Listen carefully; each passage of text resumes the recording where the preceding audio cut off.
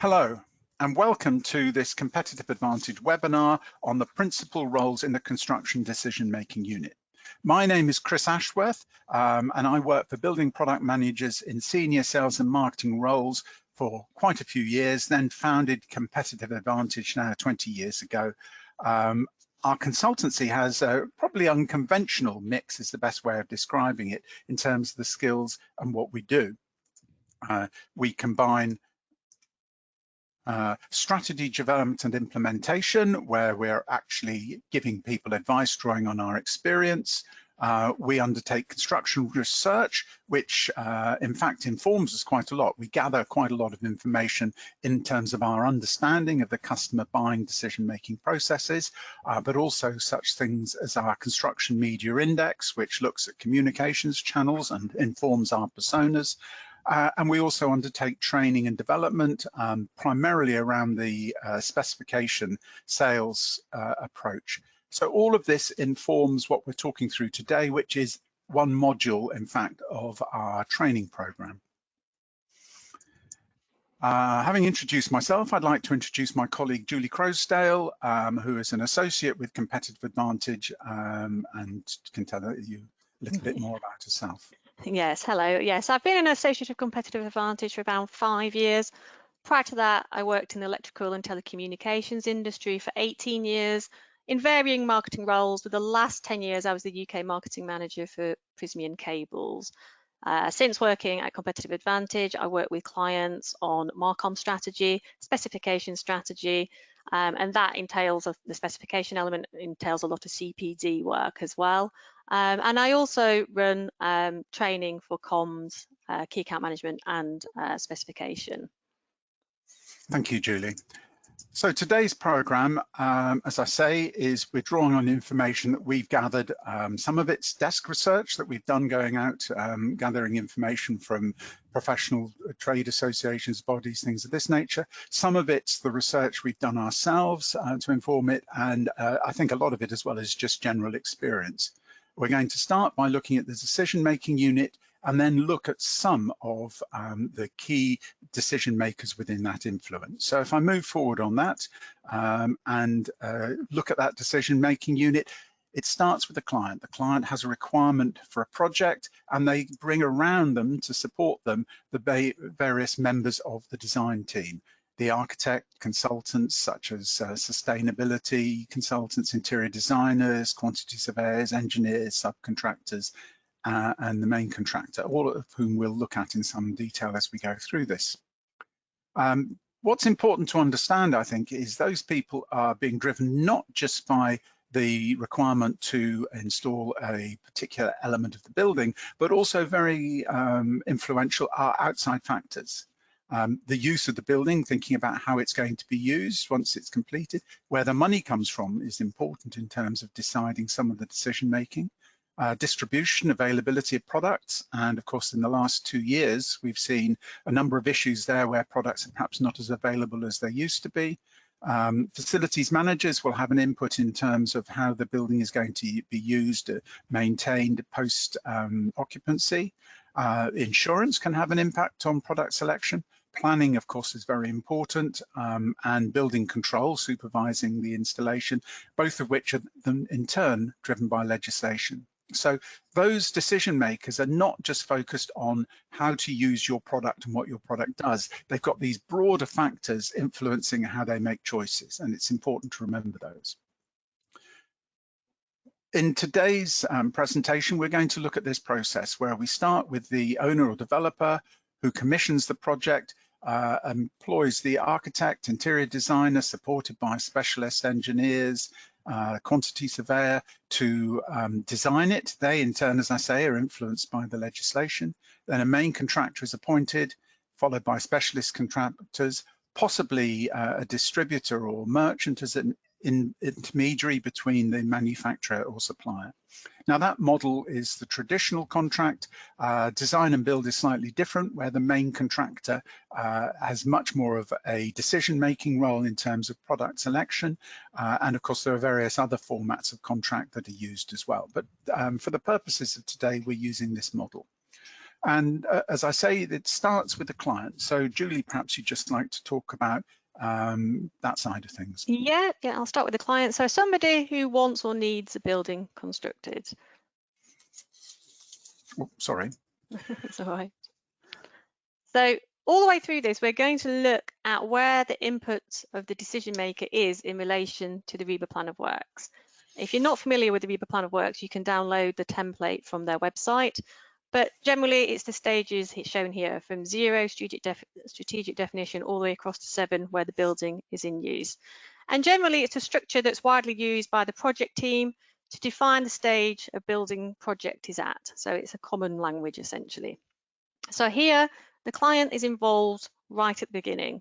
And if some element is important enough to them, they can insist on specific products being used. For example, maybe they're building a new corporate headquarters and they want to represent their environmental or sustainability brand values. Or maybe they've had their fingers burnt before. Maybe they've used a product before and it's really not worked out for them. So they want to avoid a problem again in the future.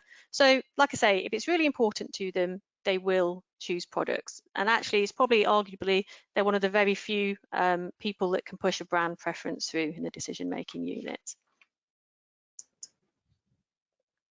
There's different types of clients. So first of all, we're going to look at the owner-operator clients who have large number of multiple sites and are responsible for the operating costs. So they do employ their own construction professionals, and they will want to talk to manufacturers about the benefits they can offer, especially about the running costs as well to take into account. So typically, these are people like retailers, hotel groups, utilities, and some government departments. Then you've got the speculative clients, and these are typically the property developers, and they're building things such as shopping centres and offices. And the day-to-day operating costs are largely taken on by their tenants. So as such, they still commission large number of projects, but they'll be more interested in talking to manufacturers about reducing the build costs. And finally, we come on to the one-off clients. Now they can be building small, medium or large projects. And in addition to new builds, they can be refurbishment and extension projects. Now, construction is not their day-to-day business, so they rely heavily on the external consultants. And as such, it's very unlikely they'll have the in-house expertise to warrant an approach direct from a manufacturer. Thank you. Okay. Just before continuing with the architect, I realised I forgot to mention that we have a questions facility on the webinar. If you have any questions as we go through, please post them and we'll answer those at the end. So the architect very much in the center. As I say, if it's a traditional contract, they will have the final decision in terms of products unless guided by the client in a different way, as Julie just mentioned. And they will be playing an integral part, engaging with really all of the project team. Again, looking at the RIBA Plan of Works, the architect will be engaged at various stages. We're drawing here on one of the MBS specification surveys from a few years ago. So 7% of the specification writing is happening right at the very beginning at strategic definition, where they're talking to the client, working out what they require and selecting certain products. They continue to be involved through preparation and brief, and now about 20% of product specification is occurring through concept design, another 40%, spatial coordination and technical design, which is where the really heavy specification writing work takes place. Then we move on to the manufacturing and construction stage. Here, very often, the work they're doing on specification is driven by input from the contractor and subcontractor who maybe are proposing alternative products. Then they're at handover stage, they're looking at things, getting feedback, maybe making a few small changes and monitoring it in use. So the architect's involvement is throughout the project, and from the manufacturer's point of view, in terms of engagement with that architect, it's important to be engaged at all those stages. So in terms of architects, some of them are specialists, some just focus on that concept stage, particularly for design and build, and then it moves over to a different team, perhaps under a design and build contractor. Others will be specialists in terms of particular elements of a building, and also specialists in terms of project type. So, for example, specializing in retail or transport hubs or something of that nature. Typically, we see when markets get tight and there's less work around, that architects reduce that specialism because obviously they need work and they need to broaden the catch. So it's important to understand those roles, those areas of activity, and make sure that your engagement is around the things that matter to them. And again, within the practice, we'll see different seniorities and roles. So for example, you'll have a director or senior partner whose main role is engaging with their clients, trying to secure work and get the project, whereas then further down in a large practice, there'll be project architects who are running the project, and then architectural technicians who are actually doing the work and doing the design. In a small practice, it's obviously just the one role for that person. I mean, that one person takes on all those roles. In terms of professional memberships, generally it's RIBA, and it's worth noting that they are required to complete CPD, continuing professional development, which is an ideal way to engage with those architects. Just to look at, again, some more information gathered from MBS surveys, 60% of architects say they reuse their specifications. So it's pretty much copy and paste, which is what 52% say. And therefore, if they're happy with the product, they're likely to stay with it. Good news if it's your product they're happy with, a bit more challenging if it's your competitors and you want to try and break into that. Another important point is that 38% say they ask the manufacturers for an input and advice. So again, it's very, very important to be available, to have facilities such as technical downloads on your website and a technical support team to help them with that process. And again, that improves the chance of getting your product specified. And it's also worth noting that 6% say they outsource the writing of product specifications. And generally that outsourcing will go to quantity surveyors. This is from our Construction Media Index, and it looks at sources of technical information, with the dark blue showing their first choice, pale blue regularly used, yellow as a last resource, and it's grey, which they don't use. And you'll see here that manufacturer websites are very much the first point of contact, the starting point when it comes to looking for technical information. It's also worth mentioning from our research that usually they'll Google the manufacturer's name rather than putting in the website, even if they know you. And of course, what product directories and other manufacturers are likely to do is to be aiming to get up in that SEO so that they come up instead of you when that Googling takes place. Building regulations, building control are also another important area, but primarily it's about engagement with manufacturers through the different forms of different channels. Bear in mind that this research was conducted in 21-22, early 22, where we still had the effects of the pandemic, and I think the reason why only 9% of architects were saying that they meet with manufacturers and suppliers is because of the restrictions at that time. Another bit of information, which in this case was from a CPA survey, is why they want to talk to manufacturers. And the primary reason is that technical product information. It's all about that. They want technical support, technical information, and the manufacturer that's best at providing that is going to be in with a very good chance. Increasingly, information is required about your certification. Again, the Building Safety Act, which was driven by the Grenfell fire, means that there's a much greater awareness of the need to ensure that the product selected is appropriately certified. And there's much more inquiry about that and ensuring that that application is appropriately certified. Then they're looking for applications, again, back to Grenfell, fire performance, and such practical aspects as product dimension. So that's primarily the role of the architect. It's a broad overview. They are supported in turn by the engineer. Thanks. Before I actually go into the engineer, I just want to mention another group of people in the decision-making unit who are not specifiers, but maybe influencers, which is the specialist consultant. So these people have specialisms such as fire, security, acoustics, heating, lighting, those sorts of people. And their role is to define the performance of the building in relation to their specialism. So as a manufacturer, depending on what you manufacture, it may be worth engaging with those people to make sure they're aware of the performances that are possible with different technologies that may be available. So keeping them up to date, essentially. So I just thought I'd mention those. So we will move on to the engineer, and engineers do specify, and in other instances, it's the architect that specifies, but they often call on the engineers to do the design performance calculations or the performance calculations, and as such then the engineer does have input that way as well. There's three broad categories of engineers. There's the civil engineers, which are generally responsible for the groundworks and are employed by the contractors. Then you've got the structural engineers, who start off as civil engineers and through time gain experience and knowledge to do the build load calculations required for structural work. And then you've got the building services engineers, people such as mechanical, electrical and public health, and they're responsible for the comfort and safety of the building occupants.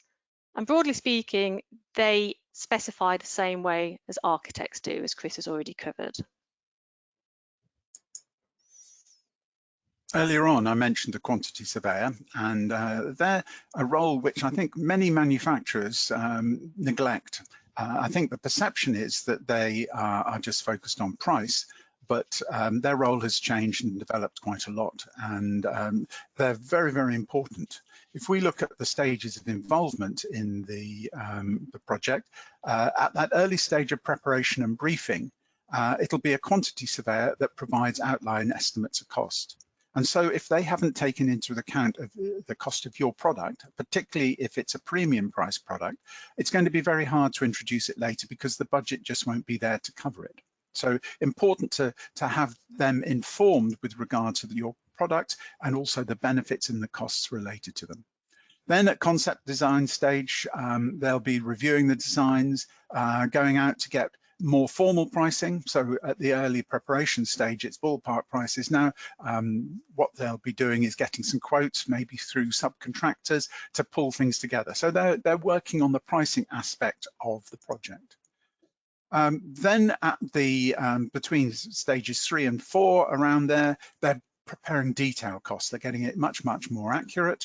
And then we start seeing the production of bills of quantity, pre-tender estimates, and going out to get bids from the manufacturers, leading to appointment, from the main contractors, leading to the appointment of a main contractor. Once the project gets underway in terms of construction, their role changes, and they'll be acting on behalf of the client to make sure that the correct materials are used. This is where we come into the value engineering process, where it's often the QS who will be making a judgment about that to decide if it's suitable, or should be involved to do that. So they do have an influential role in product selection. They're not actually making a choice, but they certainly have the power of veto, and they'll be providing early cost advice. The architect, for example, will rely on the quantity surveyor for costs. It may be that they actually get involved in selecting products on behalf of the client. As I said earlier, they could well be involved in specification writing as well. So they're in the all the way through the process, and quite important. Unlike architects and other roles within the project team, the job title quantity surveyor can find itself assigned to various locations. So again, if you just come across a person whose job title is QS, it doesn't mean you can assume that they're in a particular place. They may be working for the client, ensuring that the architect delivers the client's brief. Perhaps the project's being funded by a lender, and that lender wants to ensure there's going to be value for money. The lender may well be more interested in the minimizing the cost of construction than, for example, minimizing the operating costs throughout the life of the building. So the QS could be working there. And as employer's agent, they'd be on site ensuring that the construction is as was intended. So they'll be doing various reviews of construction costs, capital costs, and time-related costs. I say there's other roles as well. They may well be working for the main contractor.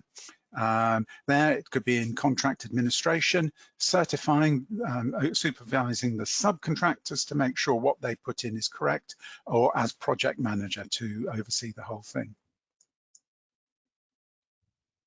Now we come to the main contractor organisation, and as such, they could be running a traditional contract, which is being shown here, or they may be running one of the other types of contracts, so maybe design and build or management.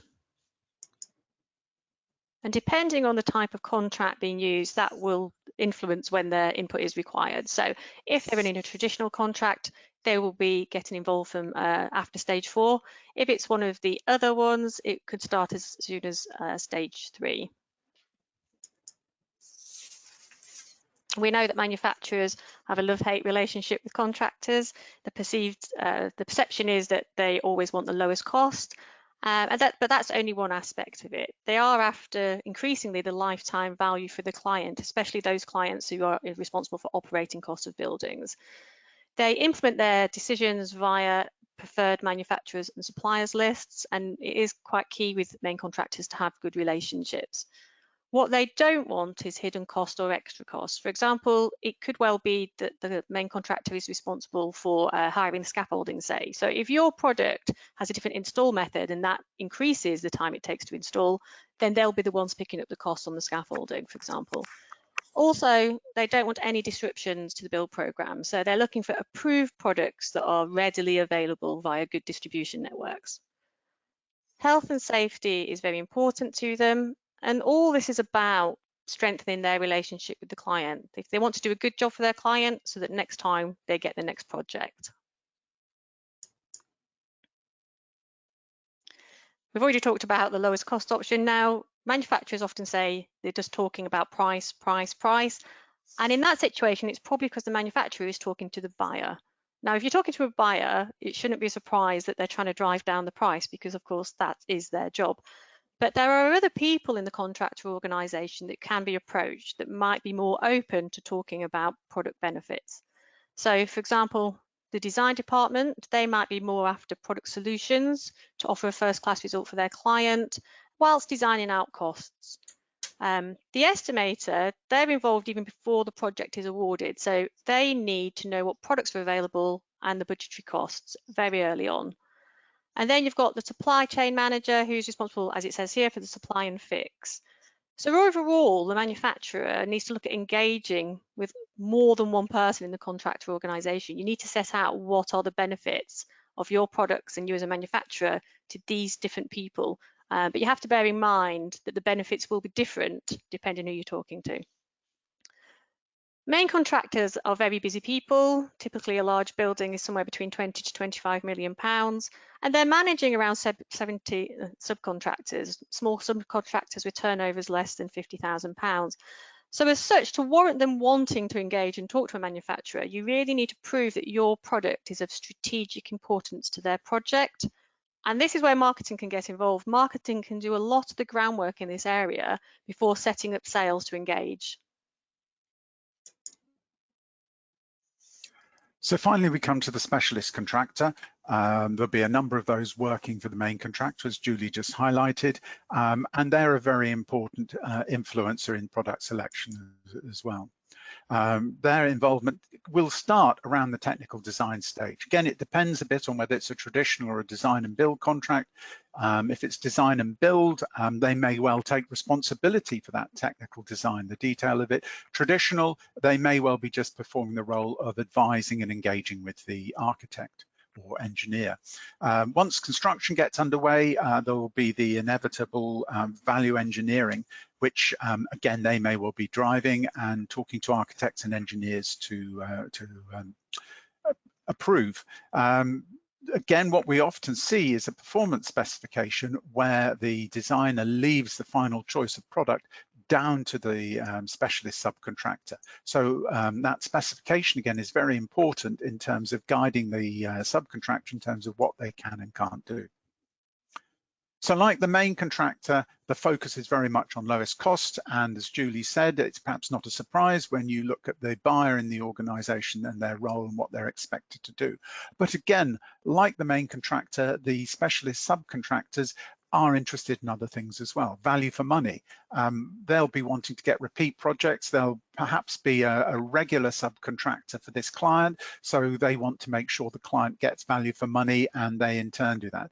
The difference is their view of what represents value versus what perhaps the architect represents. Another important factor for the contractor is ease of installation. They want a product that their fixers are familiar with, that they can easily get in place, which isn't going to cause delays on site. And availability, another important factor. And again, they're going to be more drawn to a product which is stocked perhaps throughout the country than one that's only available from 2 or 3 specialist distributors. Again, as I touched on earlier on, throughout the pandemic and continuing now, availability has been an issue for subcontractors, delaying projects. So there's been quite a lot of product spec switching due to one product not being available.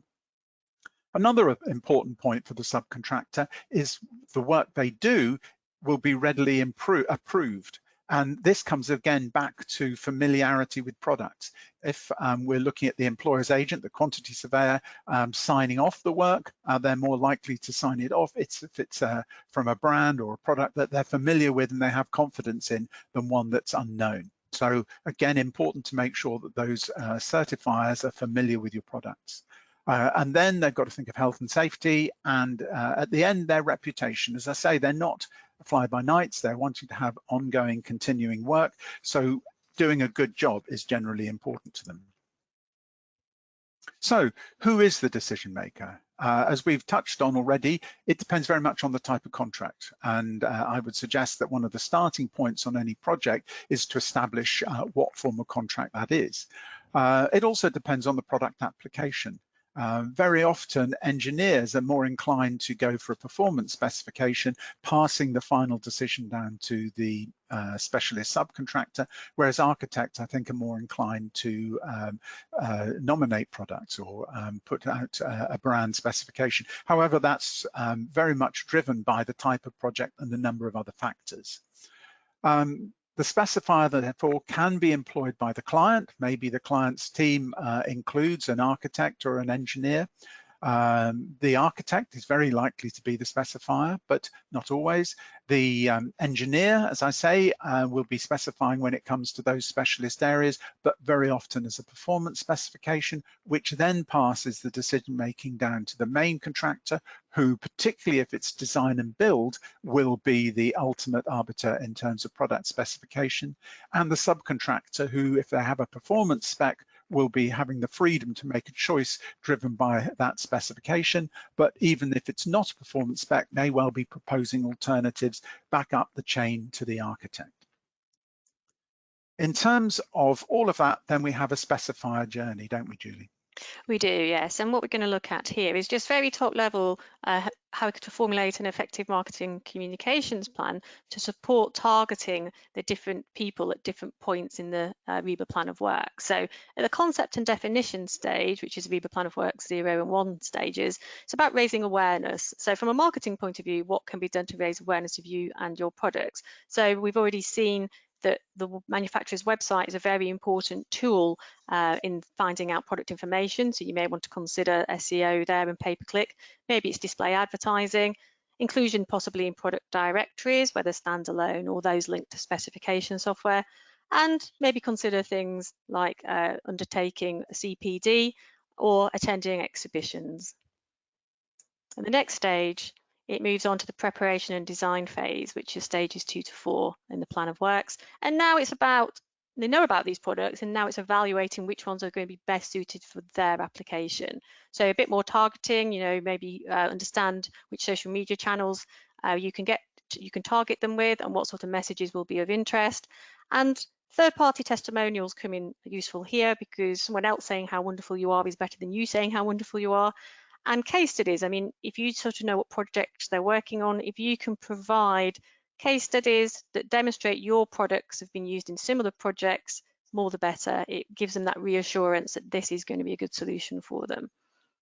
Then moving on to the actual specification. And this is largely about having accurate, up-to-date technical product information available, whether for downloads or promoted via blogs and linked to it, along with increasingly your sustainability credentials and any product credentials. And by that, I mean not just publicising them, but also being able to provide the relevant certificates for them. And finally, we move on to the construction phase, which is from RIBA Plan of Works 5 onwards. And this is about the mobilisation and build. So, you know, the purchasing, so any technical support that's required to finalise the purchase of the products. Then you've got the information about the availability and delivery schedules, installation guidance that you can offer, and increasingly maintenance guidance, I think, things like that. So this is just a very top level plan, but it's the sort of activities that you can be doing to target as the RIBA Plan of Works progress. Any more thoughts on that, Chris? No, there's nothing more to add on that, Julie. As you say, that's very much the engagement channel that we want to follow. I see we haven't got any questions, so in that case, I'll bring the webinar to an end. What we've been running through are covered by our personas, which are available to purchase from our website. These cover slightly more than we've had time to go through today, but hopefully you would find helpful. And I hope all of our presentation today has been useful and given you food for thought. We can answer questions, and our website has a lot of information. I'll email you later today or tomorrow with some links, and also the link to view the webinar again. So at this point, I'll say thank you very much for joining us. I hope you found it useful, and we'll speak to you another time. Thank you. Goodbye. Thank you. Goodbye.